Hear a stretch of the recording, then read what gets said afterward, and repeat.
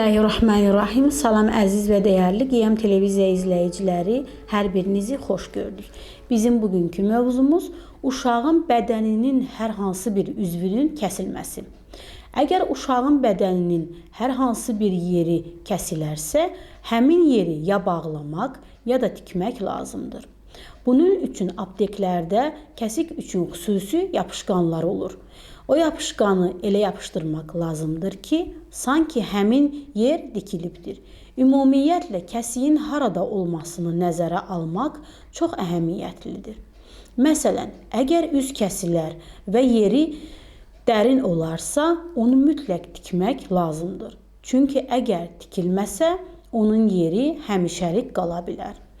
Üzün zədələnməsi və yaxud kəsilməsi.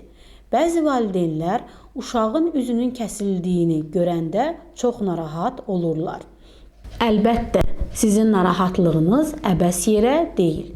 Çünki onun yeri həmişəlik qala bilər. Amma bilmək lazımdır ki, əgər üzdəki kəsik çox olsa da, həkim tərəfindən tikilərsə, bir müddət sonra onun izi gedəcəkdir. Əgər üzdəki kəsik 1 santimetrdən çoxdursa, onda onu tikmək lazımdır. Tikiş lazım olmayan yaranı təmizləyib üzərinə yapışqan vurmaq lazımdır. Əgər uşağın çənəsi zədələnərsə, onun da tikilməsi zəruridir. Bəzi valideynlər çənə və çənənin altının çox görünmədiyi üçün ona tikiş vurulmasını lüzumsuz bilirlər.